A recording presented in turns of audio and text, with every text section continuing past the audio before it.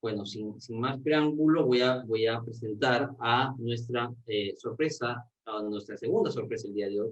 Es Dante Albertini, economista de la Universidad del Pacífico, con un MBA de la Universidad de Piura.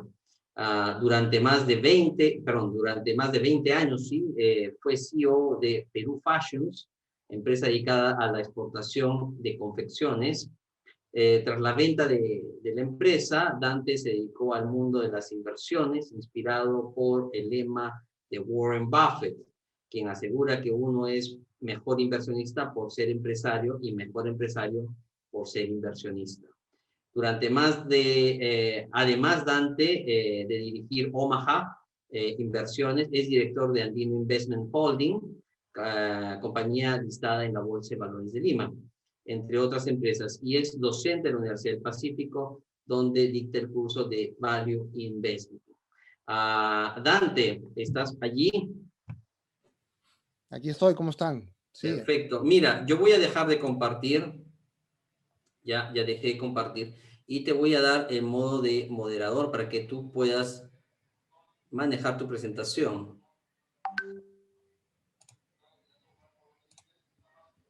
Entiendo que ya puedes poner tu presentación. Mientras que Dante Albertini nos va a poner la presentación, que ya la veo ya en pantalla, pues no se olviden de hacer las preguntas al final. Vamos a tener una ronda de un conversatorio sobre algunos temas importantes que creo yo son realmente trascendentes en este momento debido a la realidad que estamos viviendo, pero eso viene al final. Y espero allí la participación de todos. Dante, te escuchamos. Muchas gracias, gracias por la invitación. No encuentro mejor manera que pasar un sábado en la noche que hablando de inversiones, que es un tema que me fascina. Yo no voy a hablar mucho del, del contexto actual quizá o de oportunidades de inversión, sino un tema fundamental me parece que para cualquier persona es desarrollar una filosofía de inversión, ¿no? Y es algo personalizado. Y yo voy a hablar de mi filosofía de inversión y los factores que intervinieron para digamos, tener esta filosofía. Y claro, hay muchas posibilidades, ¿no? Como todo en la vida, tienes muchos caminos que recorrer y que elegir. Y cuando uno habla de estilo de inversión o de estilo, típicamente se divide entre activo y pasivo, ¿no? Lo que hemos escuchado del el ETF es típicamente, está en el campo de lo que es inversiones pasivas, ¿no? Activo significa que uno elige acciones puntualmente, y yo estoy claramente en ese lado, ¿no? Yo soy un stock picker, se puede llamar. Y me voy a referir principalmente a acciones, que es quizá lo más interesante, aunque también hago operaciones de deuda estructurada, etc.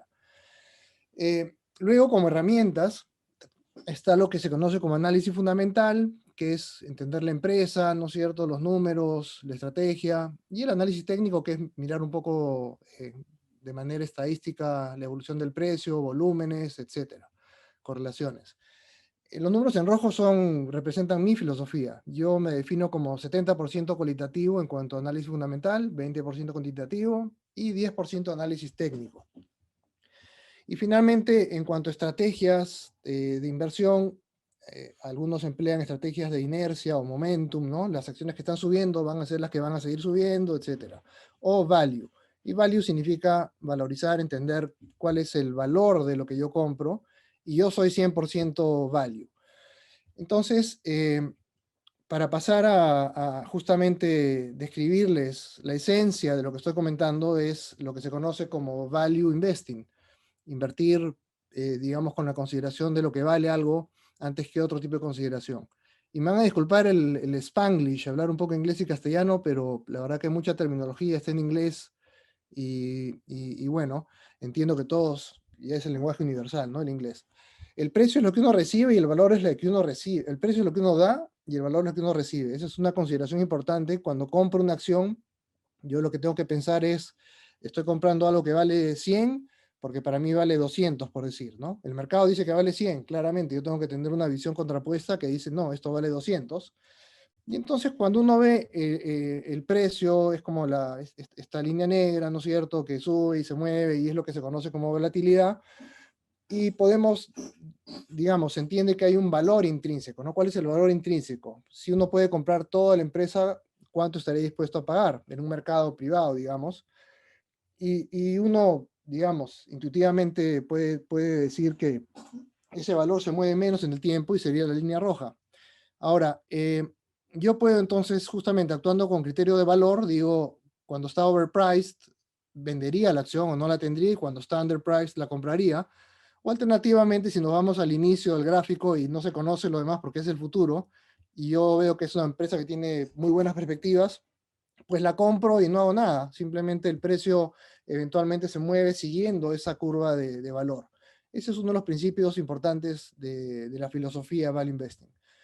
Un segundo principio es que, eh, perdón, sí se ve, ¿no? Porque me están escribiendo que se ve parcialmente, creo. Ah, Eh, Swap Display, ya, perdón, sí. bueno, sí. Ah, bueno, ahí se ve mejor. Ahí se ve mejor, ya, perfecto. Ya, bueno, valorizar es como un deporte, ¿no? Y probablemente han visto ustedes métodos de valorización, flujos descontados, activos o dividendos descontados, etcétera. Y esto es como un deporte, ¿no? Porque claramente requiere de mucha experiencia. Y, y el enfoque de Value Investing, y esto, bueno, nace en la Universidad de Columbia, Nueva York, que es donde estudió Warren Buffett, y ese es el origen, digamos, el centro académico, si queremos, de lo que es Value Investing. Y lo que te dicen primero es que organizar la información de lo más confiable a lo menos confiable. No quiero entrar en mucho detalle porque la verdad que cada uno de estos, cada una de estas diapos podría hablar bastante, pero se trata digamos, entender competitivamente la empresa, cómo, si está, digamos, en una situación donde puede crecer generando rentabilidades interesantes, y la información contable financiera, organizarla de una manera de lo más confiable a lo menos confiable. En términos de estrategia, ¿no es cierto? El negocio, entender un poco, este es el típico esquema de las 5 fuerzas de Porter, no sé si lo han visto, pero que es lo que te define si tienes pricing power, ¿no? Si tienes una compañía que puede tener rentabilidades extraordinarias. Luego hay una falsa dicotomía, pongo entre value y growth, no sé, los que sigan este mundo, eh, salen artículos como, por ejemplo, este año en el Financial Times, no sé, y en muchos otros donde dicen que las acciones value, que las definen como una métrica simplemente de acciones que están baratas estadísticamente porque estás pagando poco por las utilidades, ¿no? El múltiplo price to earnings, precios sobre utilidades, o el múltiplo sobre valor en libros. Esas se definen usualmente como acciones value, pero para mí es una falsa dicotomía, porque claramente el crecimiento es un factor importante cuando uno considera cuánto vale algo, ¿no es cierto? Entonces, es una percepción creo que errada, que se usa mucho en la prensa, pero la quería mencionar, y digamos hay que tener una visión completa de una empresa para entender qué es lo que estoy comprando, ¿no? Y cuánto vale. Valorizar requiere mucho más que contabilidad y finanzas. Sabemos que las finanzas son esclavas de la contabilidad de alguna manera. Y, y bueno, en lo que es finanzas, no sé si han visto esto del Capital Asset Pricing Model, todos los que son las letras griegas, betas, bar. Todo eso, por ejemplo, es algo que no me sirve. Y los value investors no utilizamos ninguna de estas técnicas que esmeradamente enseñan los profesores en las universidades, que son buenas de enseñar, pero consideramos que nos lleva por un camino que es el equivocado. Luego, no voy a entrar en detalles acá porque si no nos quedamos, pero básicamente el enfoque de valor implica ver cuál es el valor de los activos, ver cuál es la capacidad de generar rentabilidad, o sea, earnings power, y ver el valor del crecimiento, ¿no? Un poco, hay mucha información y esto se desarrolla a lo largo de todo un ciclo, que es el que dicto en la Pacífico, y con ejemplos, etcétera. Pero lo importante acá es saber que tenemos que tener un conocimiento profundo de la empresa, el sector, los números de la empresa, las proyecciones, etcétera. Y si nos vamos bueno, Warren Buffett es considerado por muchos el mejor inversionista de la historia, eh, y él habla de simplemente 4 factores que son los que toma en consideración cuando compra una acción o una empresa. O sea, cuando uno va a comprar toda una empresa o una acción que representa una participación chiquita o lo que fuera, pero tiene que tener la misma mentalidad. Y se trata de seguir estos 4 principios. Comprar algo que yo entienda, y que entienda significa digamos, en el futuro, cómo se va a ver esta empresa, y eso depende de temas, por ejemplo, de tecnología o temas competitivos. Entonces, entender bien cuál es la razón de existir esta empresa y por qué se justifica que siga viviendo y que siga creciendo eventualmente, que tenga pues, digamos, perspectivas favorables de largo plazo, porque tú cuando compras algo lo que te importa es el futuro, no el pasado ya de alguna manera está reflejando el precio, eh, que la gente que esté involucrada en esta empresa sea pues honesta y competente, y finalmente que el precio sea atractivo. Y el concepto de precio es justamente lo que decía, yo valorizo, para mí vale 100 y digo, si está en 50 la compro, si está en 90 está muy cerca quizá. Y si se dan cuenta de estos cuatro elementos, tres son cualitativos, ¿no? Tienen que ver con las personas, los prospectos de largo plazo, entender el negocio, con quiénes compite, cuál es la dinámica de mercado. Luego, no siempre hay justicia en los mercados, porque uno compra y lo que pasa en el futuro, pues es incierto, ¿no es cierto? Y a veces es difícil tener convicción sobre cuál va a ser el futuro de tal o cual empresa, pero digamos, hay estos cuatro cuadrantes, ¿no? Si haces un buen análisis, si vemos el de arriba a la derecha y tuviste buena suerte además, nunca hay que descartar la buena suerte, siempre nos va a ayudar, pero no hay que depender de la buena suerte. Puede pasar que hiciste un buen análisis, eh, el de abajo a la derecha, y tuviste mala suerte y de repente perdiste plata, ¿no? Entonces, esto te lleva a pensar siempre probabilísticamente y también considerar que tienes que tener un portafolio ciertamente diversificado, etcétera. Luego, no confundir riesgo con volatilidad. Es importante esto porque riesgo, como se define académicamente al menos, y se tratan de hacer proxies o aproximar el riesgo con modelos estadísticos, creemos que el riesgo es un concepto mucho más profundo y en el fondo es cuál es la probabilidad de que yo pierda plata, así de simple, ¿no? Cuando yo compro algo, lo que quiero entender es cuál es la probabilidad de que tenga una pérdida permanente de capital o de que pierda plata. Y volatilidad es que la acción sube y baja y se mueve, pero no es un buen proxy de riesgo necesariamente. Y la manera en que yo gestiono el riesgo particularmente es como se ve aquí, o sea, no tengo una alta diversificación porque una manera de tener, digamos, minimizar si quieres el impacto negativo, si tienes una sola acción, pues estás expuesto a lo que pase con esa. Si tienes 100 acciones, bueno, estás bien expuesto al mercado como un todo. Yo tengo baja diversificación, usualmente tengo 10 acciones o menos, pero alto margen de seguridad. ¿Qué significa esto? Que no compro esa acción que para mí vale 100 por 90, la compro por 50 o 40.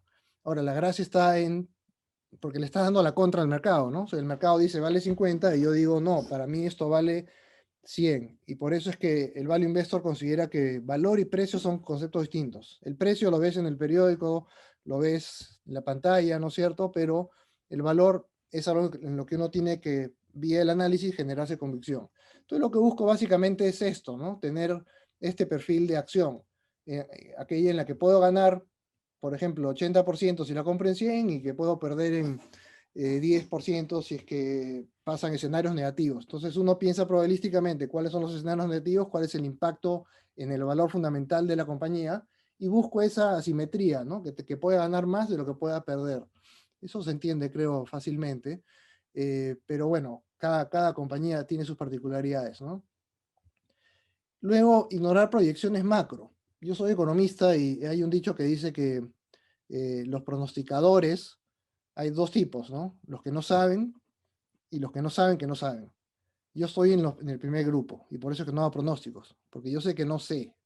Eh, entonces, o mejor dicho, yo no sé pronosticar, entonces no hago pronósticos. Pero la mayoría de economistas que salen en la tele y te dicen que el dólar va a estar aquí, que la tasa de interés va a pasar esto y que la economía va a pasar lo otro, son aquellos pronosticadores que diría yo no saben que no saben pronosticar, porque es algo que es imposible de hacer. Y en realidad lo que hacemos en Value Investing es más micro, enfocarnos en empresa, que partir de lo macro y bajar y tratar de encontrar oportunidades. Es lo que se conoce como bottom-up, de abajo para arriba. Primero la empresa, entender y luego en el contexto de lo que está pasando en el mercado, pues ver si es una buena inversión. Entonces, todos estos artículos que salen en los periódicos, yo siempre tengo recortes y los uso en la universidad porque no típicamente, no sé, esto salió, creo que 2012 fue esto. La BBL podría render 20% promedio anual en los próximos 10 años. y la tesis es que si el Perú crece 5% al año y ¿no? Y si uno hace un número rápido, dices, oye, 5% en 10 años implica que el Producto Bruto, que sería 1,6, o sea, la economía peruana sería 60% más grande 5 años después, o perdón, 10 años después, y si la bolsa crece 20% al año, implica que digamos, la capitalización de esas empresas sería 6 veces más grande. Entonces, siempre hay un sesgo vendedor, ¿no es cierto?, de muchos de estos artículos. Lo que tratan es que la gente se entusiasme quizá y que compre acciones. Yo no le hago caso a ninguna de estas proyecciones. Yo miro empresas, miro los fundamentos, voy a la fuente directa, uso poco, digamos, research, ¿no es cierto? Hay analistas que escriben y tal. Hay muchos sesgos en los mercados y uno tiene que hacer su propio trabajo, creo. Em, y finalmente, punto 8 es, y quizá va a salir en las preguntas, el oro, criptomonedas, los NFTs que están ahora de moda, las criptomonedas sobre todo que han subido mucho valor.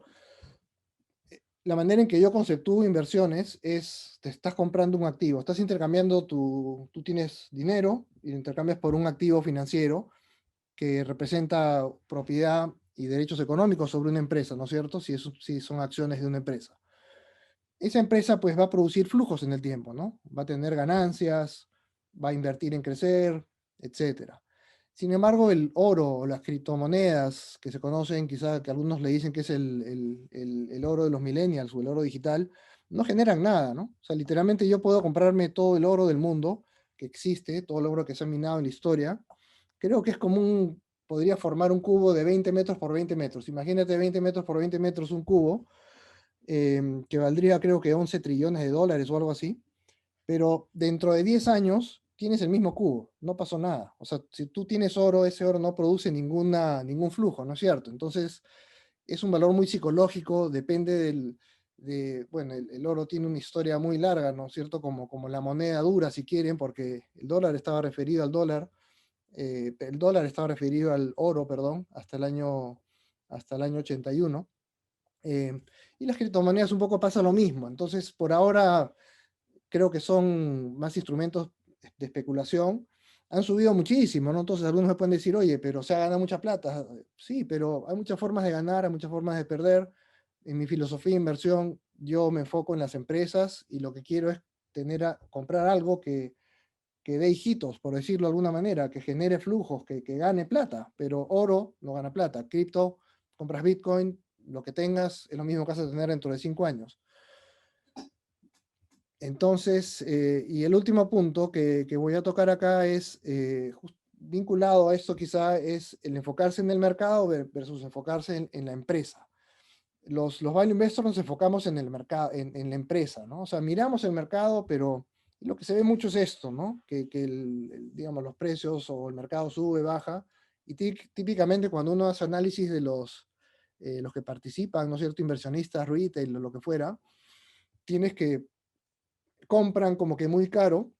En esta parte, ¿no? La codicia, ves que tu vecino está ganando plata, escuchas que está comprando acciones de lo que fuera, compro, el mercado luego cae, entro en temor o en pánico y vendo y bueno, terminas quebrado, ¿no?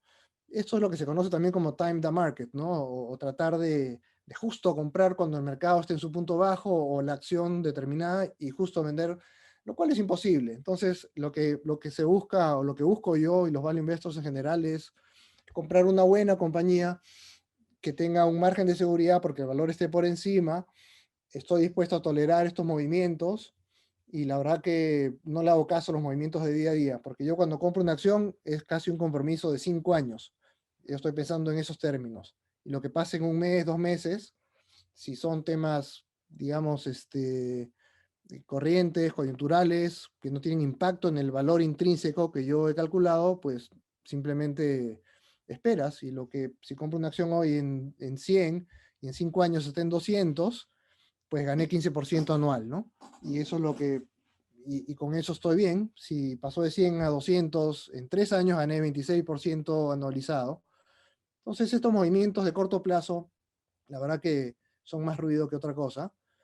Y, y los value investors nos enfocamos justamente en la empresa, ¿no? O sea, no estamos mirando el mercado, qué va a pasar, va a subir, va a bajar. la gente que esté mirando Bloomberg, o hay hasta 3 canales que todo el día hablan de los mercados y tick by tick, ¿no? Y casi minuto a minuto qué va a pasar y comentarios. Todo eso es ruido. Todo eso para mí es ruido. Lo que yo me enfoco es en entender la empresa, en tratar de estimar los flujos, las ganancias que va a generar esta empresa. Y este dicho de Warren Buffett que lo mencionó el profe al principio, resonó mucho en mí hace 25 años cuando leí su biografía y dije, esa es la manera correcta de invertir. Dije, yo soy empresario, soy emprendedor y creo que esa mentalidad te ayuda a ser un mejor inversionista, ¿no? Porque son actividades que a veces uno piensa que son contrapuestas, pero creo que se potencian, ¿no? El inversionista está pensando en cómo rentabilizo mi dinero y eso puede ser a nivel empresa o a nivel personal, ¿no es cierto? Ustedes tienen ahorros, ¿cómo rentabilizo mis ahorros? Pues si uno quiere y le gusta, digamos, este mundo, puede desarrollar su propia filosofía. La mía es más o menos en base a los principios que he descrito. Y este es otro dicho de otro inversionista que admiro, que dice, los inversionistas realmente brillantes no son inversionistas, en verdad son emprendedores que nunca vendieron, ¿no? Él hizo muchísimo dinero con Amazon. Amazon fue una acción que estuvo, creo que llegó a $113 en el 99 y se cayó a 95%, hasta $6, que fue el momento de la burbuja.com, no sé si recuerdan eso. Y, y claro, había perdido 95%. Hoy día está en 3.000 y pico, ¿no? Y bueno, además han habido splits y tal. Y este Nick Sleep tenía acciones de Amazon y ganó muchísimo dinero y otras compañías que parecen caras ópticamente cuando uno ve los múltiplos, y por eso cuando digo hay una falsa dicotomía entre value y growth, él es un value investor, tenía acciones de Amazon, Amazon siempre parecía carísima, era más un growth que un value, pero sí tenía motivos cualitativos para considerarla como una inversión value, ¿no?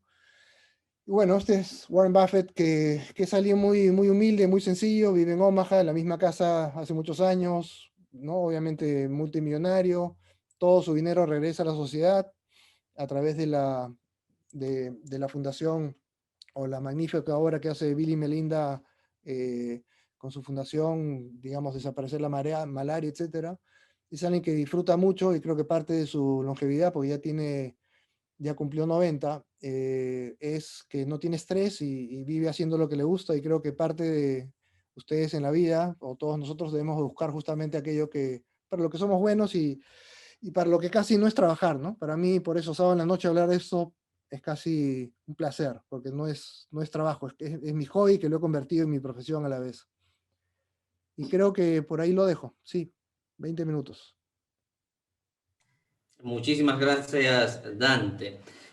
Algunos de nuestros alumnos de repente se están preguntando si fue buena idea invitar a Dante. Yo creo que ha sido magnífica idea, porque lo primero que debemos entender en finanzas es que no existe la verdad, ¿no? La verdad no existe, existen posiciones y tenemos que entender todas las posiciones. Tenemos que tener el criterio suficiente para entender toda la gama de posiciones que existe en finanzas.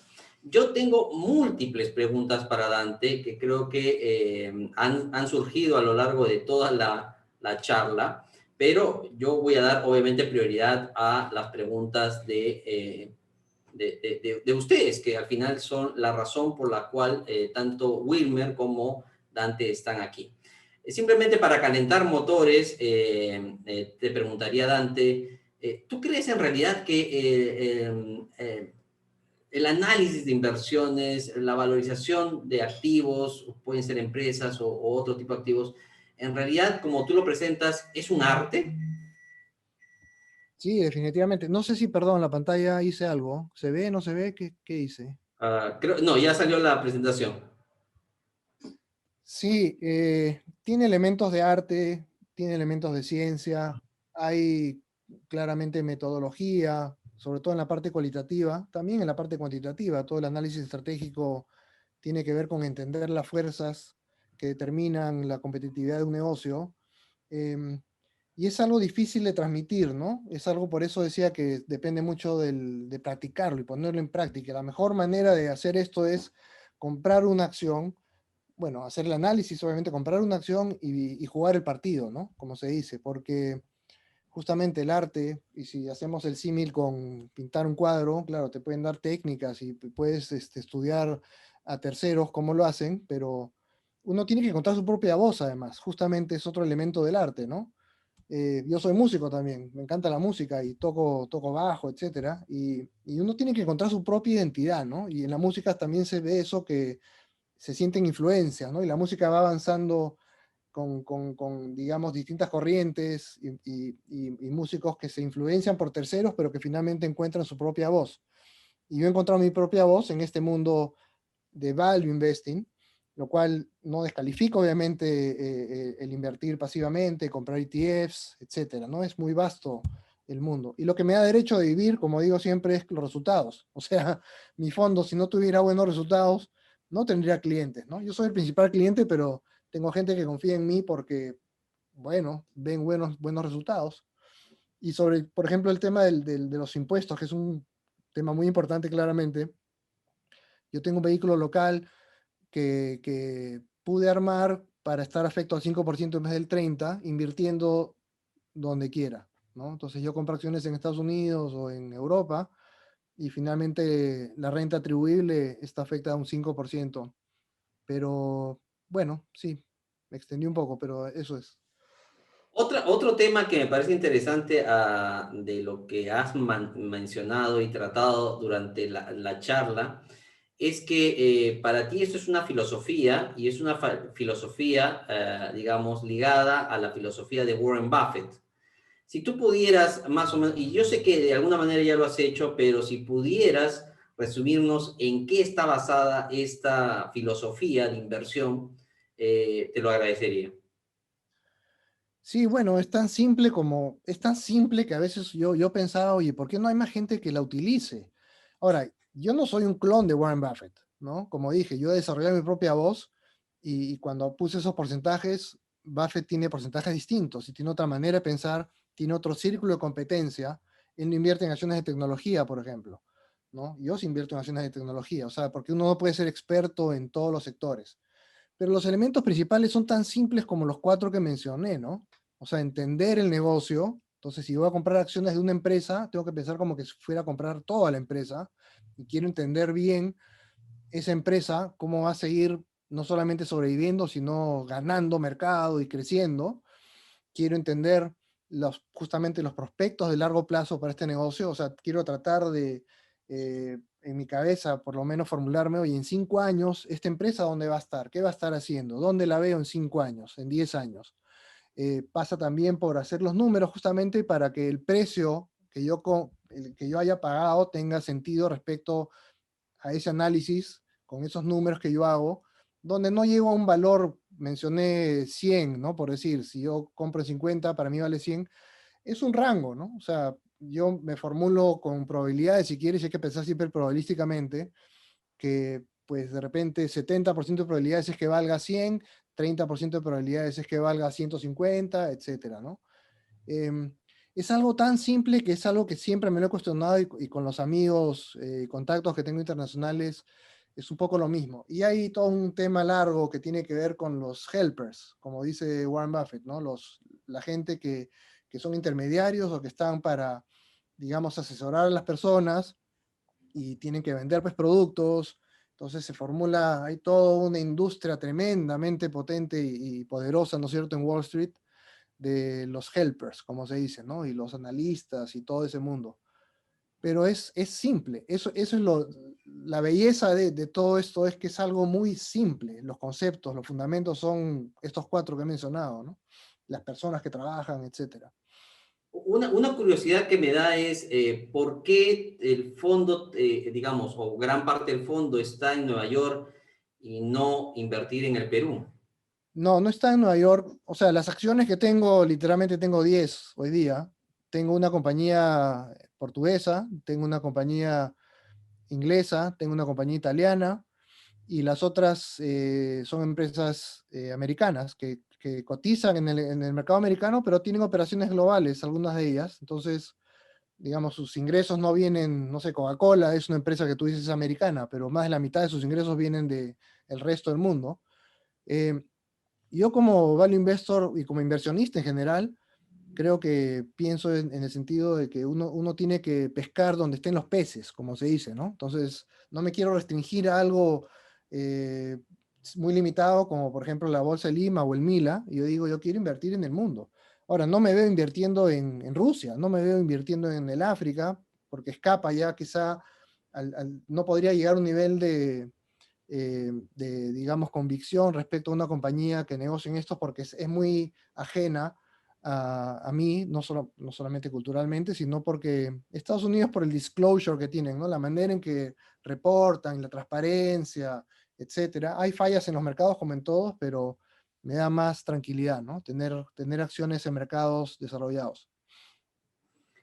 Una última pregunta de mi parte, y es un tema un poco puntual con la coyuntura, no la coyuntura política peruana actual, que es obviamente es un tema relevante quizá para todos, pero no, me refiero al cambio que está viendo el mundo en el tema de digitalización, el tema de datos, la información y sobre todo el valor que esta información tiene y que va a tener en el futuro. Yo escuché hace poco a un conferencista importante, Harari, que nos hablaba de cómo ha ido cambiando el valor en el tiempo, ¿no? Desde la tierra era el sustento del valor y el poder, pasó luego a la producción, ¿no? El que, digamos, la empresa más productiva tenía el poder, y ahora estamos yendo hacia el valor. Y justamente, perdón, el valor de los datos, de la información. ¿Cómo ves este cambio, sobre todo porque nos has mencionado que inviertes en empresas tecnológicas? ¿Cómo ves este cambio hacia el futuro? Viendo un poquito más allá, claro, sabemos que no podemos saber lo que va a venir, pero si viendo esta concepción o esta visión que tienes, ¿cómo va a evolucionar el valor de los datos y de las empresas en el futuro? Sí, es tremendo. La digitalización, el software, como dicen, se está comiendo el mundo, ¿no? Y digamos, industrias enteras, sectores enteros los ha revuelto completamente. Y uno como inversionista lo que busca es estabilidad, ¿no? Justamente cuando digo quiero entender en 5 años dónde va a estar la empresa, pues tengo que entender el contexto de la evolución tecnológica. Y en el sector automotriz, por ejemplo, que tuvo una inversión muy buena en una compañía vinculada a Ferrari, que era Fiat, y luego Ferrari salió de Fiat, en realidad, en el 2016. Es un sector que está transformándose tremendamente con autos eléctricos, ¿no? Los EVs y autonomía en el manejo, etcétera. Entonces, toda la tecnología, y en cualquier industria, ¿no? Tienes Big Data, entonces, es restringido lo que hago en tecnología en realidad justamente por ese factor, porque yo lo que necesito es tener predictibilidad o entender en 5 años nuevamente dónde está, qué va a estar pasando. Entonces, lo que pasa mucho en tecnología es que eh, tienes una empresa que tiene no sé, Yahoo cuando salió, no, digamos como herramienta de búsqueda en Internet, en segunda mitad de los noventas, pues salió Google poco después con una tecnología superior y Google es hoy el 95% del mercado, creo, ¿no? Entonces, esa predictibilidad en esa etapa inicial era difícil de anticipar quizá. Hoy día es más fácil decir que Google dentro de 5 años va a seguir siendo Google en ese negocio porque tiene otros, que es el principal negocio de Google, ¿no? Que es, creo que de la publicidad mundial, que son como 700.000 millones de dólares, que son los ingresos principales de un Google y de un Facebook, por ejemplo, ¿no? Entonces la tecnología tiene que ser adoptada por todos los negocios, en todos los sectores, uno tiene que, porque justamente el capitalismo es la creación destructiva, ¿no? Y si uno no lo hace y uno no está en la vanguardia, y ese es para mí la compañía más exitosa que vemos en el mercado hoy día es Amazon, y Amazon tiene esa obsesión por sus clientes, y Bezos siempre dice en sus cartas, estamos en el día uno, estamos en el día uno, o sea, estamos recién empezando esto, porque el día que uno cae el día dos, digamos, donde dices, ya la hicimos, ¿no? Y ya no hay más que hacer, no, siempre uno tiene que estar a la vanguardia innovando, y los principales ingresos de Amazon, ¿quién iba a pensar que iban a ser servicios web, ¿no? En lugar de vender libros, que es como empezó, y es una compañía poderosísima. tiene más de 1 millón de trabajadores, leía el otro día, ¿no? Es una compañía tremenda.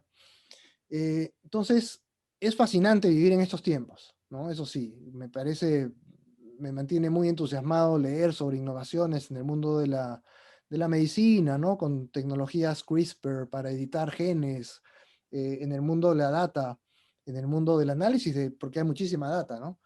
Eh, de alguna manera ya somos cyborgs, ¿no? Esta mezcla de el ser humano con el teléfono, esto no es un teléfono, ¿no? Es una computadora muy potente que es esencial, ¿no? La mayoría de nosotros casi que dormimos y es lo primero que vemos en la mañana.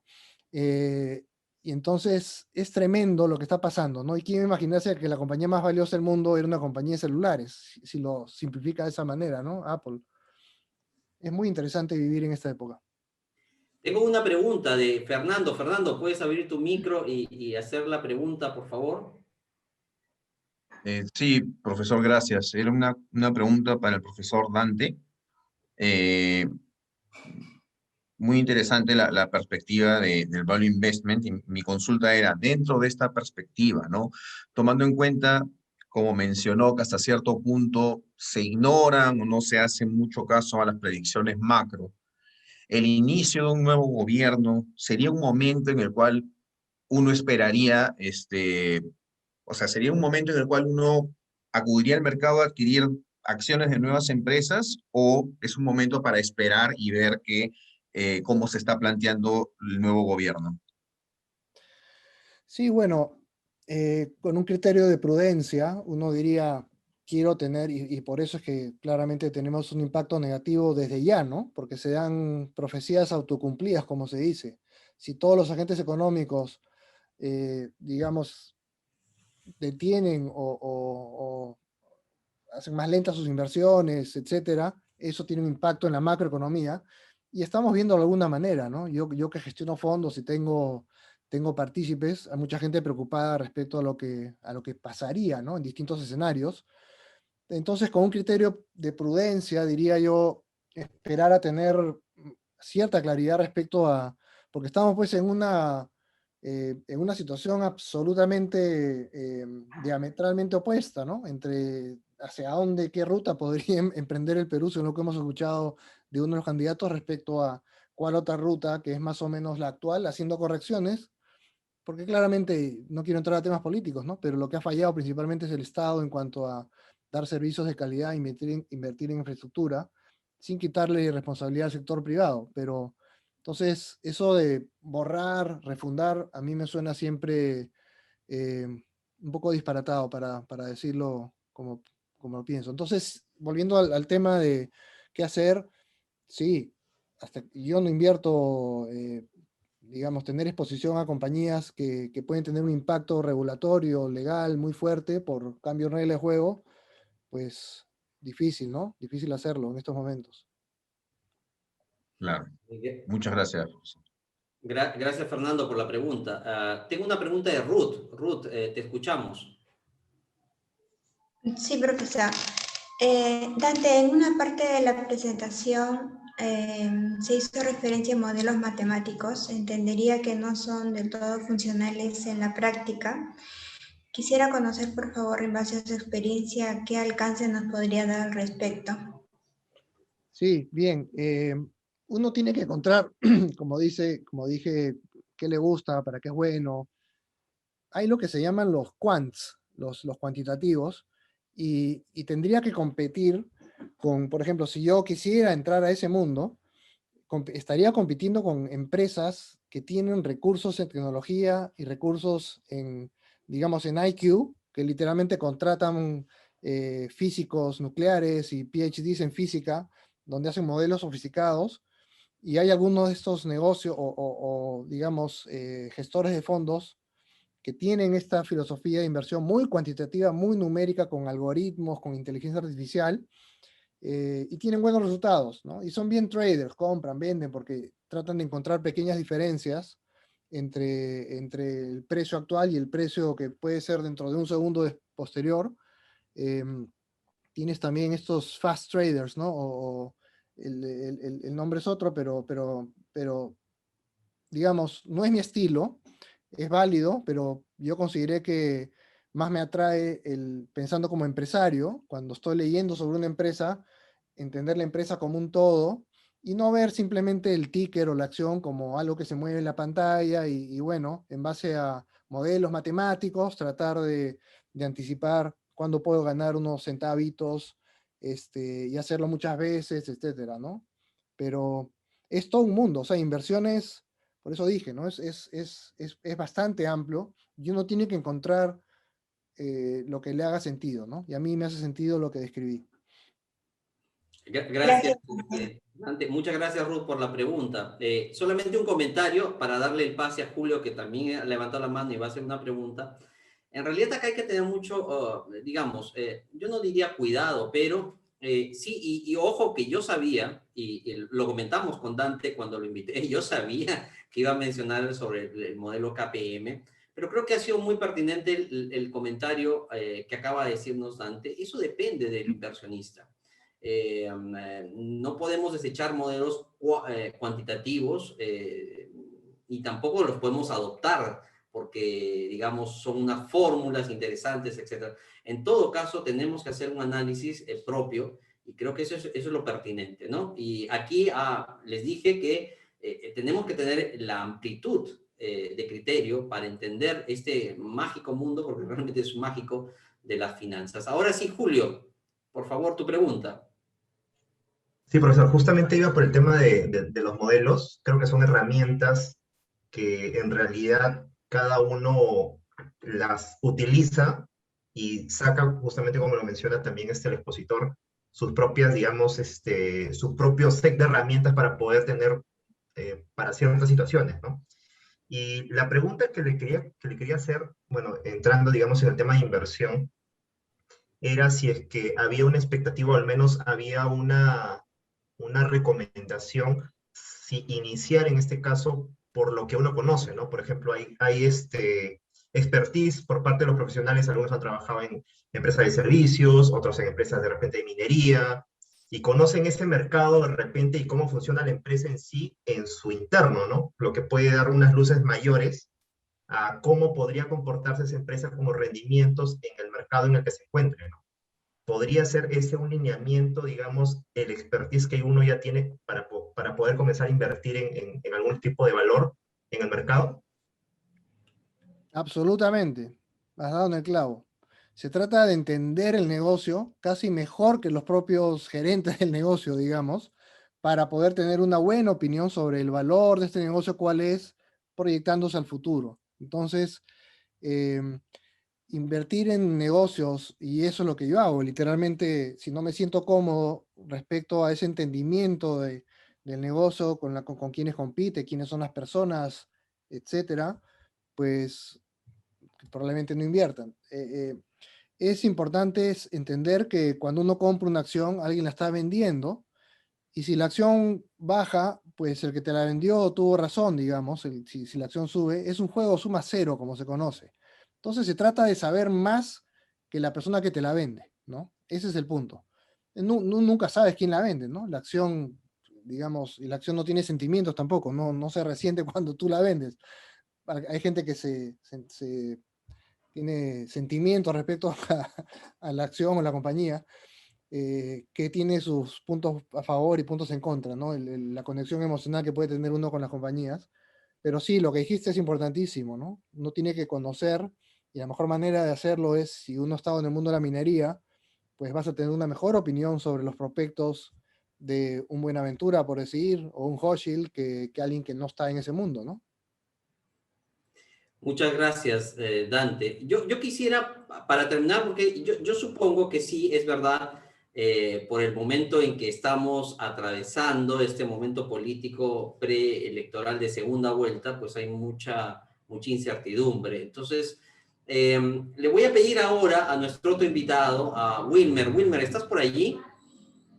Hola Jorge, ¿Qué sí, acá tal? escuchando, está todo ¿Puedes muy dar interesante. alguna, de repente, desde la perspectiva tuya en Credit Corp Capital, cuál es la perspectiva de los próximos meses en el Perú? A ver, bueno, la verdad que es súper complicado, como decía hace un rato Dante, ¿no? Hola, Cristal. Sí, sí, la verdad que es, creo que hace tiempo no teníamos un escenario tan complicado, porque eso ya lo hemos vivido en el 2016, perdón, sí, pues en el 2006 y en el 2011, ¿no? Eh, y ahora, bueno, yo creo que en esos días van a salir encuestas y nos van a ir un poco eh, haciendo ver la situación real, ya que en la primera vuelta, la verdad, nadie se esperaba un resultado de ese tipo, ¿ya? Entonces, ¿qué cosa es lo que hemos visto en los clientes, no? Ya un poco le comento, no es nada formal, ya definitivamente estudios económicos del grupo es muy, muy receloso en lo que dice, definitivamente. El análisis básicamente va por si es posible o no es posible implementar un plan económico, sobre todo del candidato de izquierda, ¿no? O sea, cuánto nos costaría, en qué cosa impactaría, qué cosa podría generarse, ¿no? Por ahí viene un poquito el tema, ¿ya? Pero realmente estamos en una situación bastante compleja, ¿ya? Ahora, ¿qué cosa es lo que hacen los inversionistas normalmente en estas situaciones, ¿ya? Justo, como decía antes, ¿no? O sea, cuando eh, las cosas van subiendo, van subiendo, van subiendo, y tú ves inclusive a clientes sin perfil inversionista entrando, ya son signos de alerta, ¿no? Y el inversionista con mucha experiencia, ¿no? Que tiene confianza en la tesis que se propone, definitivamente es una situación de compra para muchos de ellos. Claro, hay que, con la salvedad de lo que puede ir pasando, ¿no? Pero hay un dicho que dice, ¿no? Compra cuando las cosas están baratas y vende cuando están caras. Entonces, eso para el ámbito local, ¿no? Definitivamente es muy, muy, muy complicado chequear qué cosa es lo que se podría venir. Han habido algunas señales de repente un poco confusas, ¿no?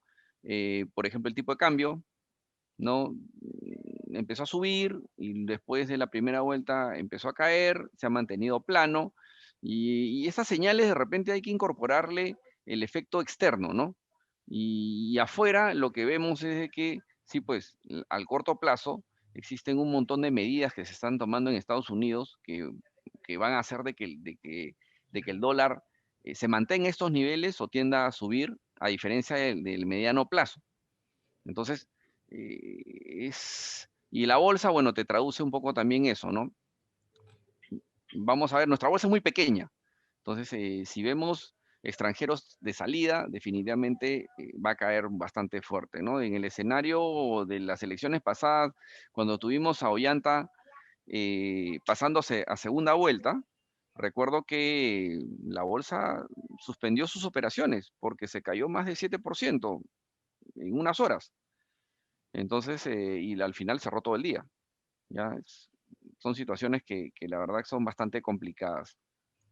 Pero bueno, vamos viendo en los siguientes días cómo se va desenvolviendo esto, ¿no? Y estos acuerdos políticos que se pueden ir dando, no sabemos si va a haber una hoja de ruta, o sea, la cosa está complicada.